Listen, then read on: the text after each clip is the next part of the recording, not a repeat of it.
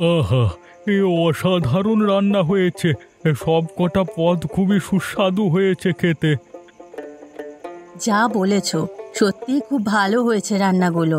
অনেক দিন বাদে এই বিয়ে বাড়িতে খুব তৃপ্তি করে খেলাম। হ্যাঁ, বলছি বেলি, আমার মনে হচ্ছে সারা রাত বসে বসে শুধু খেয়েই যাই। হ্যাঁ, কোনটা ছেড়ে কোনটা খাবো। কচি পাঁঠার ঝোল, সাথে গোবিন্দভোগ চালের ভাত, আহা যেন অমৃত। আহ মরণ, একটু মুখটা সামলাও এবার। এত বেশি খেলে তোমার পেট খারাপ হবে। বেলি, কতদিন পর একটু ভালো মন্দ খাচ্ছি, সেটাও তোমার সহ্য হচ্ছে না। মাঝে মাঝে মনে হয় তুমি আমার অর্ধাঙ্গিনী না শত্রু। এত লোকের মাঝে আমার মাথাটা গরম করিও না বলছি। রান্না ভালো হয়েছে বলে পেটুকের মতো খেতেই থাকবে নাকি? পেট খারাপ করলে পরে রাত বিরেতে তুমি আমাকে জ্বালাবে। না না, আজকে সকালে না আমার পেট পুরো পরিষ্কার হয়ে গেছিল। বিয়ে বাড়ি খাবো বলে সারাদিন প্রায় উপোস করেই ছিলাম, তাই একটু বেশি খেলে ক্ষতি করবে না, বুঝেছো?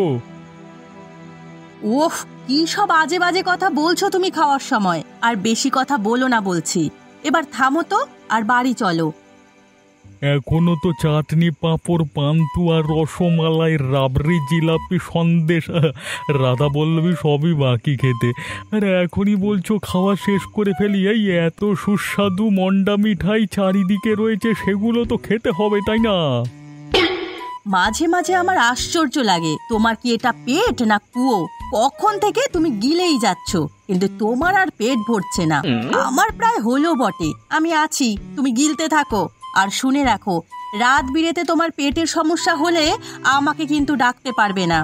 আর যদি ডাকো তাহলে কিন্তু আমি তোমার পেট ফুটো করে দেব বলছি।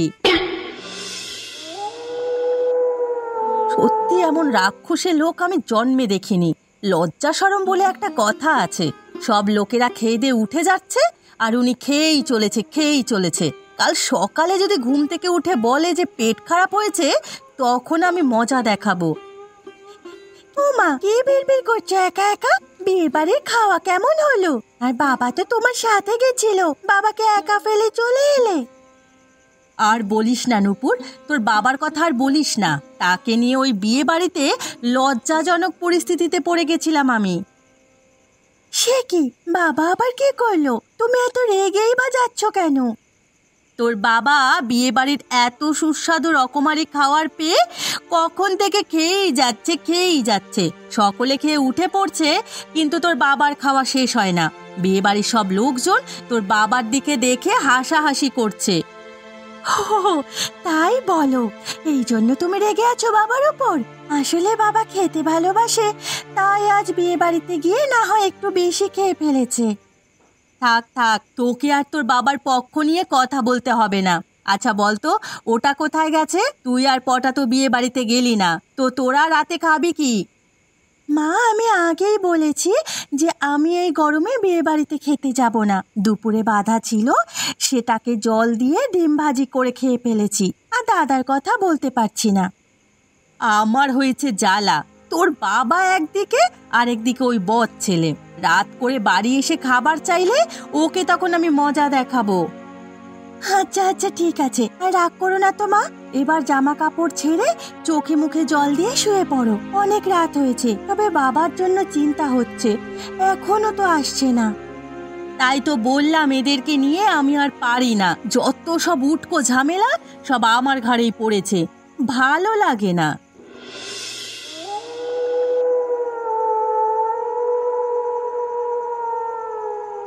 বুঝলি হরি, হাতে পয়সা কড়ি নেই, কামকাজ নেই। দু এক পয়সায় যেটা বাবার পকেট মেরে নিয়েছিলাম সেগুলো প্রায় শেষ হতে চলেছে। কিছু একটা করতে হবে বুঝলি, নইলে এভাবে কি করে চলবে বল দেখি।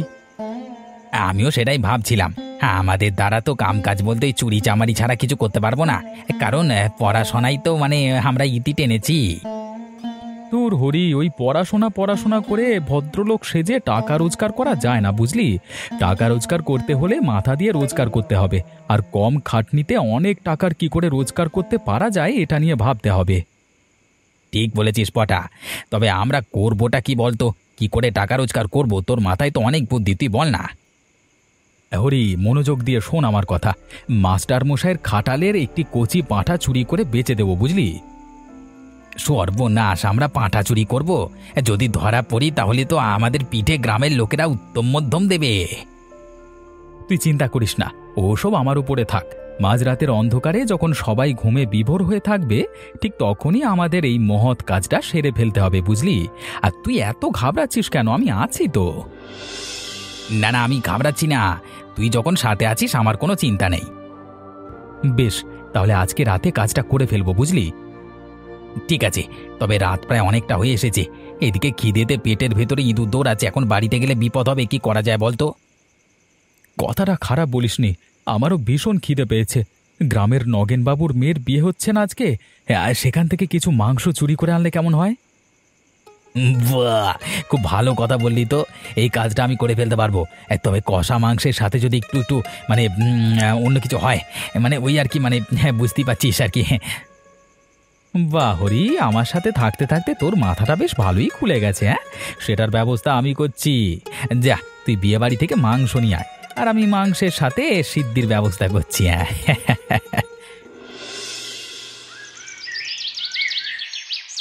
বাবা রে, মরে গেলাম রে বাবা রে, উড়ে বাবা।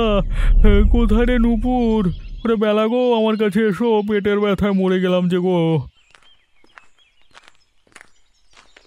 কি হয়েছে বাবা, এত চিৎকার করছো কেন? ইস, কি বিচ্ছিরি গন্ধ! এত বাজে গন্ধ কিসের তোমার ঘরে?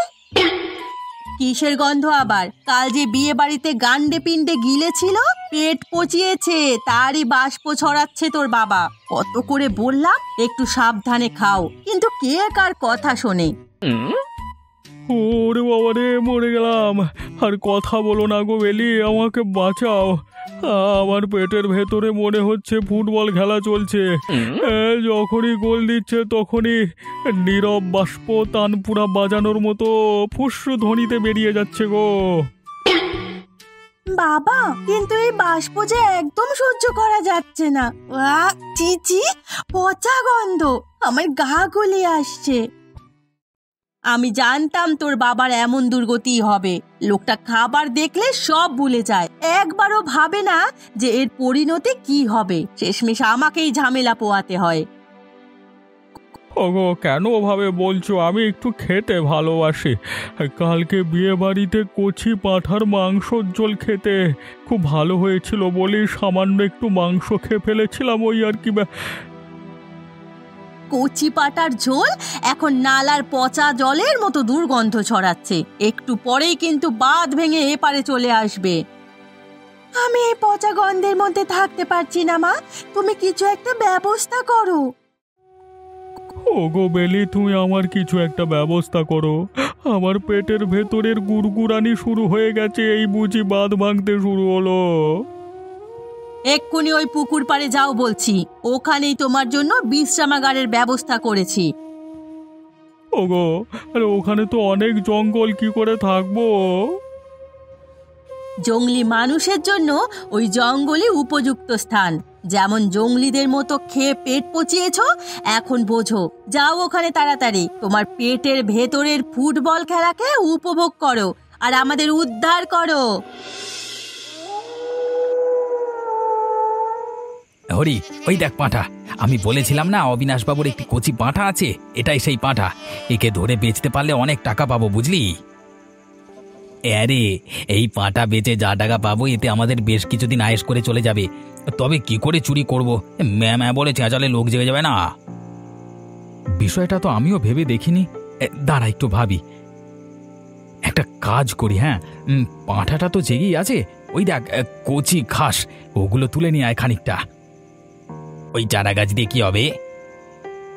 বেশি কথা বলিস না তো, আগে যা গিয়ে নিয়ে আয়, তারপর বলছি।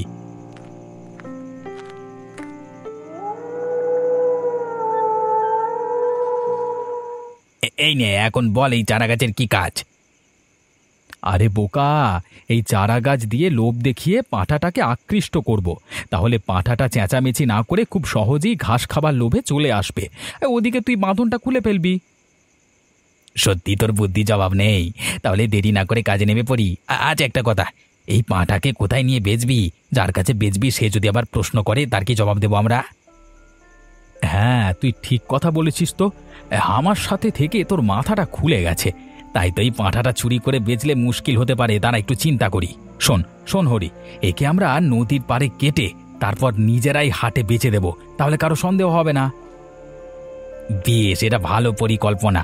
এবার তাহলে পাঁঠা বাবা জীবনকে নিয়ে যাই। বেশ, তবে খুব সাবধানে আর আস্তে করে, কেউ যেন টের না পায়। আয় আয় আয় আয়, তাড়াতাড়ি আয়। আয় রে বাবা, সবই তোর জন্য। ওই কচি গাছের চারা সব তোর। আয় আয় আয় আয়, তাড়াতাড়ি আয়।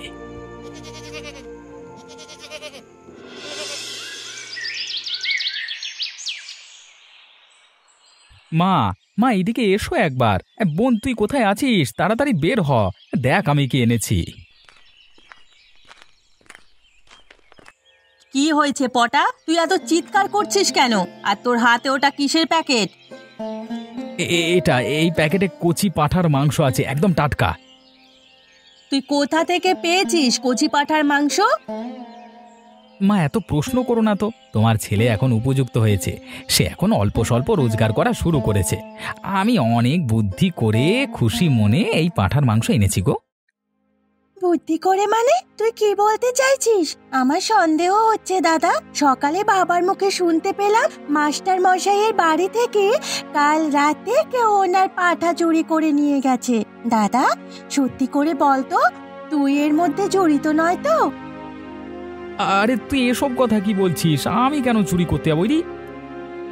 দাদা, তাহলে বুদ্ধি করে মাংস এনেছিস কেন বললি? আরে না না, ওটা মুখ ফসকে বেরিয়ে গেছে। আমি বলতে চাইছি অনেক কষ্ট করে খেটে রোজগার করে এই মাংস কিনে এনেছি। আচ্ছা তুই যা তো, ভালো করে রান্না করে ফেল দেখি। তুই আজকে তোর হাতের বানানো কচি মাংসের ঝোল দিয়ে ভাত খাবো। যা যা যা, তাড়াতাড়ি যা, তাড়াতাড়ি যা। হ্যাঁ আচ্ছা, হয়েছে হয়েছে নূপুর, আমি তোকে মাংসগুলো পরিষ্কার করে দিচ্ছি। তুই ভালো করে রান্নাটা সেরে ফেল, বুঝলি? তোর বাবার হাটের থেকে আসার সময় হয়ে গেল। স্নান করে তাড়াতাড়ি খেতে চলে আয় পটা। আজ সকলে মিলে কচি পাঁঠার ঝোল দিয়ে দুপুরে ভাত খাবো। দাদার আচরণ আর কথাবার্তা শুনে আমার বিশেষ ভালো ঠেকছে না। কেন যেন আমার মনে হচ্ছে অবিনাশ বাবুর পাঁঠা চুরির পেছনে দাদার হাত আছে। তাহলে কি এই মাংসটা ওই চুরি হয়ে যাওয়া পাঁঠার? নূপুর মা, আবার শুনলাম নাকি আজকে তুই রান্না করেছিস? হ্যাঁ বাবা, আমি আজ রান্না করেছি। দাদা সকালবেলা কচি পাঁঠার মাংস নিয়ে এসেছিল, সেটাই খুব ভালো করে রান্না করেছে তোমাদের জন্য। খেয়ে দেখো তো কেমন হয়েছে। ও মাংস কিনে এনেছে?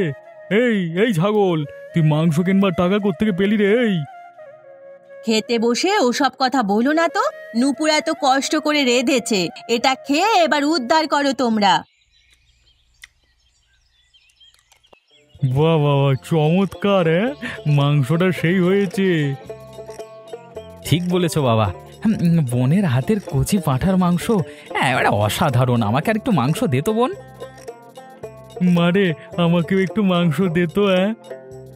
মুখে একটু লাগাম দাও, বুঝেছো? সেদিন বিয়ে বাড়িতে পেট ঠুসে খেয়ে এসে যা কাণ্ড কীর্তি করলে, এরপর কিন্তু সেরকম কিছু ঘটলে আমি তোমার পুকুরে চুবিয়ে রাখবো। মা, বাবা যখন একটু মাংস চাইছে তাহলে দুটুকরো মাংস দিয়ে দাও না। না বলছি, একদম না। আচ্ছা আচ্ছা, ঠিক আছে। বলছি পটা, কালকে রাতে নাকি অবিনাশবাবুর পাঁঠাটা কেউ চুরি করে নিয়ে গেছে। এই চুরির পেছনে তোর হাত নেই তো? দেখ, নুন ভাত খাবো তাও ভালো, কিন্তু এসব চুরি চামারি করে আমাদের মান সম্মান ডোবাইস নি যেন। কি যাতা বলছো বাবা? না না, আমি এসবে নেই বাবা। উফ, তুমি কি সব কথা নিয়ে বসেছো? খাওয়া হয়ে গেছে যদি উঠে পড়ো। বলছিলাম আর একটা টুকরো। বেশ, তাহলে পুকুরের জলে চুবানি খেতে তৈরি আছো তো? না না না না না, হবে হবে, আমার খাওয়া শেষ শেষ হয়ে গেছে। হ্যাঁ। আহারে, কত আশা করে আমার প্রাক্তন ছাত্র এসে আমাকে পাঁঠাটা দিয়ে গিয়েছিল। ভেবেছিলাম কচি পাতার ঝোল দিয়ে আয়েশ করে দুটো ভাত খাবো। আরে আমার কপাল! ওই যারা এই পাঁঠাটা চুরি করেছে তাদের কোনোদিন ভালো হবে না। আচ্ছা, দিনের বেলায় এই পটা আর হরি গাছের তলায় বসে কি যুক্তি করছে? ওদের মতিগতি ভাবভঙ্গি দেখে মনে হচ্ছে নিশ্চয়ই এরা কোনো খারাপ যুক্তি করছে। গাছের আড়াল থেকে ওদের কথা শুনে দেখি তো। বুঝলি হরি, আরে মাস্টার বাবুর পাঁঠা বেচে যা রোজগার হয়েছিল সেসব প্রায় শেষ হতে চলেছে। এবার নতুন কোনো পরিকল্পনা করতে হবে, বুঝলি? একদম ঠিক কথা বলেছিস পটা। তাহলে কি আবার হাঁস মুরগি চুরি করবার প্ল্যান করছিস? না রে না, আমি অনেক বড় পরিকল্পনা করছি। এই পাঁঠা হাঁস মুরগি চুরি করে বড় অঙ্কের টাকা কামানো যাবে না, বড় কিছু করতে হবে, বুঝলি? তাহলে কি বড় প্ল্যান করতে চাইছিস বলতো? এখন থেকে ধনী লোকেদের বাড়িগুলোর ওপর আমার নজর। সেসব বাড়ি থেকে সোনা রূপা এবং দামি দামি জিনিসপত্র চুরি করবার পরিকল্পনা করব, বুঝলি? আমরা খুব কম সময়ের মধ্যেই অনেক ধনী হয়ে যাব। সত্যি বলছিস? কিন্তু আমরা যদি ধরা পড়ে যাই তাহলে তো সারা জীবন হাজতে কাটাতে হবে। একদম না, আরে আমার নাম পটা। হ্যাঁ, আমাকে ধরবার মতো এই দুনিয়াতে এখনো কেউ জন্মায়নি, বুঝলি? আমি জানি তোর অনেক সাহস, কিন্তু কেন যেন আমার মনে ভয় করছে, বুঝলি? চুপ কর, ভীতু কোথাকার। আমার সাথে থেকেও তোর এত ভয়? না পাঁঠা হাঁস মুরগি ঠিক আছে, কিন্তু এই সোনার গয়না চুরি করাটা বিপজ্জনক হয়ে যাবে না তো? তোর যদি এতই ভয় তাহলে আমার সাথে থাকতে হবে না, যা চলে যা। না না, আমি তোকে ছাড়াবার কোথায় যাব? বেশ বেশ, পাঁঠা দিয়ে যখন শুরু করেছি, এবার গয়নার বাক্স নিয়ে আগামী যাত্রা শুরু করব। এই তো এবার লাইনে এসেছিস। তবে একটা কথা মানতে হবে, বুঝলি?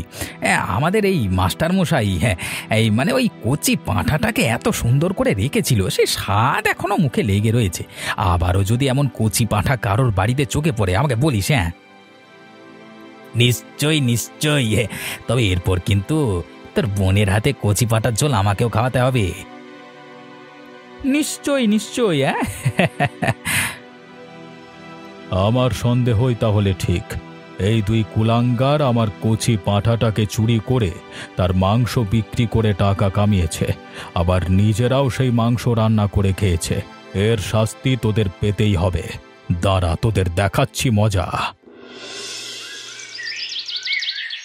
বাড়িতে কেউ আছেন? কেউ কি আছেন বাড়িতে?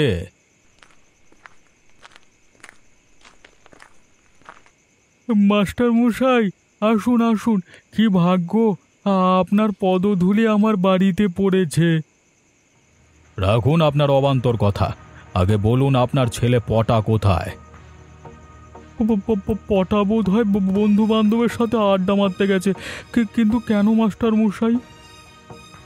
বাবা হয়ে ছেলের খবর জানেন না?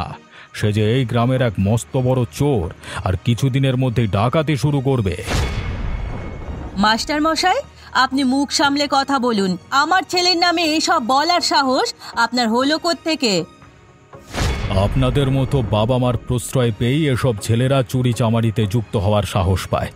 আমি নিজ কানে পটার সাথে ওই হরিকে আমার পাঁঠা চুরি করবার কথা আলোচনা করতে শুনেছি। অনেক হয়েছে মাস্টার মশাই, আর না। আমার ছেলে এসব কাজ কখনো করতে পারে না। এই মুহূর্তে আপনি আমাদের বাড়ি থেকে বেরিয়ে যান, নইলে কিন্তু আমি বটি নিয়ে আপনাকে তাড়া করব।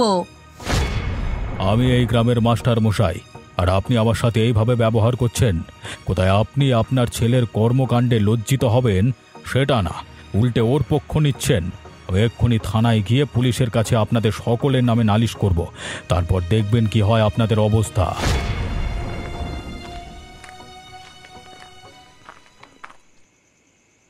আমার মনে আগেই সন্দেহ জেগেছিল ওই ছাগলটার উপর, যখন সেদিন পাঁঠার মাংস নিয়ে আসে। ঠিক বলেছো বাবা, দাদার কথাবার্তা শুনে আমারও ওর উপর সন্দেহ জেগেছিল। মা, তুমি অযথাই মাস্টার মশাইকে ওভাবে কথা শোনালে। আসলে পটার নামে কেউ কিছু বললে আমার মাথা খারাপ হয়ে যায়, তাই আমি ওনাকে দু কথা শুনিয়ে দিয়েছি।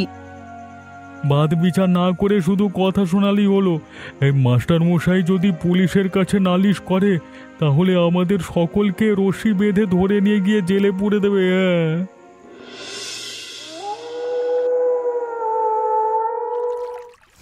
দাদা, এই দাদা, তুই কোথায় রে? আমি তোকে সারা গ্রাম খুঁজে বেড়াচ্ছি, আর তুই এখানে অন্ধকারে কেষ্টতার সাথে বসে আছিস। কেন রে বোন, তুই এভাবে আমাকে হঠাৎ খুঁজতে বেরিয়েছিস কেন? আর তোকে এত চিন্তিত দেখাচ্ছে কেন? হ্যাঁ, দাদা, তুই মাস্টার মশাইয়ের পাঠা চুরি করে বিক্রি করে দিয়েছিস? তোকে কে বললো যে মাস্টার মশাইয়ের পাঁঠা আমি চুরি করেছি? হ্যাঁ, সন্ধেবেলায় মাস্টার মশাই এসে আমাদের বলে গেছে আর হুমকি দিয়েছে যে উনি নাকি আমাদের সকলের নামে পুলিশের কাছে নালিশ করবেন। মাস্টার মশাই কি করে জানতে পারলো আমরা ওনার পাঁঠা চুরি করেছি?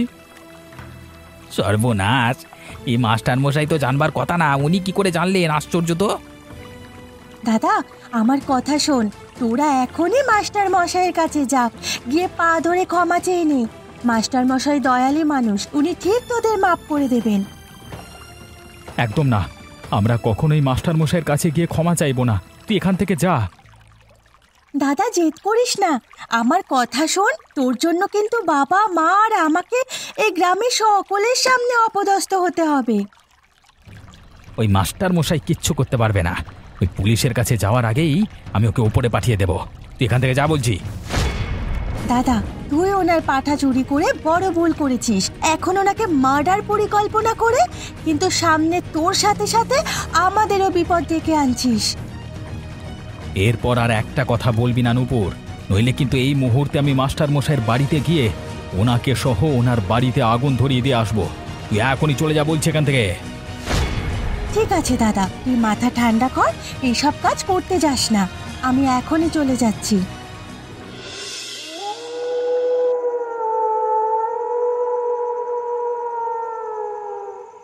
ও মা, বাবা, এদিকে এসো তাড়াতাড়ি। কি হয়েছে নূপুর? তোকে এত অস্থির দেখাচ্ছে কেন? বল নূপুর, পটা কি আবার কোনো দোষকর্ম কিছু করেছে নাকি? মা, দাদা আবার সেরকমই কিছু করতে চলেছে। আমি অনেকবার করে দাদাকে বুঝিয়েছি, মাস্টার মশাইয়ের কাছে গিয়ে ক্ষমা চাইতেও বলেছি, কিন্তু উল্টে আমাকে ধমকি দিয়ে পাঠিয়ে দিল। নূপুর, তুই একটু ওকে ভালো করে বোঝাতে পারতিস। বাবা, আমি অনেক করে বুঝিয়েছি, কিন্তু দাদা আর ওর বন্ধু কেষ্ট দুজনেই এতটা জিদ ধরে বসে আছে যে আমার কোনো কথা তারা গুরুত্বই দিল না। আমাকে বলল আমি যাতে ওদের কাছ থেকে চলে যাই, নয়তো দাদা মাস্টার মশাইকে নাকি ওনার ঘর সহ আগুন দিয়ে জ্বালিয়ে দেবে। সর্বনাশ, পটা এতটাই উচ্ছৃঙ্খল হয়ে গেছে আমি বুঝতেই পারিনি। আসলে সব আমার জন্যই হয়েছে। আমার শাসনের অভাবে আজ ওর এমন পরিণতি। ঠিক বলেছ বেলি, ভুল আমাদেরই আছে, তাই জন্যই আমাদের এই দুর্গতি। এখন তো আমরা গ্রামের লোকের কাছে মুখ দেখাতেও পারবো না। মাস্টার মশাই নিশ্চয়ই গ্রামবাসী এবং পুলিশকে সব ঘটনা বলেছে। মা, বাবা, বলছিলাম আমরা তিনজন মিলে একবার মাস্টার মশাইয়ের কাছে গিয়ে দাদার তরফ থেকে ক্ষমা চেয়ে দেখি। না রে, আমাদের ক্ষমা চাইলে কিছু হবে না। পটাকেই মাস্টার মশাইয়ের হাত পা ধরে ক্ষমা চাইতে হবে, নইলে আর কোনো রাস্তা নেই। কোন কুলক্ষণে আমি আমার এই ছেলেকে জন্ম দিয়েছি? আমার ছেলেটা আমাদের মান সম্মান সব ডুবিয়ে দিল। আমাদের ঘর থেকে বের হওয়াই মুশকিল হয়ে গেল। হরি, তুই বাড়ির চারিদিকে কেরোসিন ঢেলে দে, তারপর আমি চারিদিকে আগুন লাগিয়ে দিচ্ছি। আমার সাথে পাঙ্গা নেওয়ার ফল এবার অবিনাশ বাবু ভালো করেই বুঝবে।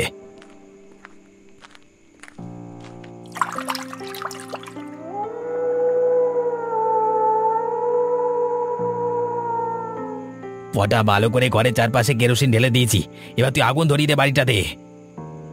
হ্যাঁ, আরে আমাদের নামে পুলিশের কাছে গিয়ে নালিশ করবার শাস্তি এবার অবিনাশ বাবু ভালো করেই টের পাবে। ওরে বাবারে, এ কে গুলি করছে রে? ওরে বাবা, মরে গেলাম। আরে বাবারে, আমাকে ওরে পটা দেখ পুলিশ। আর এক পাও নড়লে কিন্তু আমি সোজা তোদের মাথার খুবড়ি উড়িয়ে দেব। পুলিশ বাবু, আমাকে ধরা এত সহজ না। আপনি আমার পায়ে গুলি মেরেছেন আপনার বন্দুক দিয়ে, কিন্তু আমি আমার এই 2 হাত দিয়ে আপনার জান নিয়ে নেব। ছেড়ে দেবো যে, ছাড় ছাড়, নইলে কিন্তু বাবা। ছাড় ছাড় বলছি, আমাকে ছাড়, লাগছে হরি। এত সহজে তো আপনাকে ছাড়বো না। আপনার পাঁটা চুরি করেছি বলে আপনি আমাদের নামে পুলিশের কাছে নালিশ করেছেন, এবার দেখুন আপনার কি অবস্থা করি। ওরে বাবা রে! হরি রে, হরি তুই আমাকে ছেড়ে চলে গেলি হরি। এবার তোর যাওয়ার পালা, এই দেখ। পুলিশ বাবু, আমাকে গুলি মারবার আগে একটু একটু আমার শেষ ইচ্ছেটা পূরণ করুন। তোর আবার শেষ ইচ্ছে জানোয়ার কোথাকার? বল বল, তোর শেষ ইচ্ছে কি বল? আমি আমি আমার বোনের হাতে কচি পাঁঠার ঝোল খেয়ে যেতে চাই। তোর সেই ইচ্ছে আর পূরণ হবে না। এই নে, পুলিশের ওপর আক্রমণ করবার পরিণাম কি হতে পারে সেটা টের পেলি তো? মাস্টার মশাই, আপনি হরি আর পটার বাড়িতে ওদের মৃত্যুর খবর পাঠিয়ে দিন।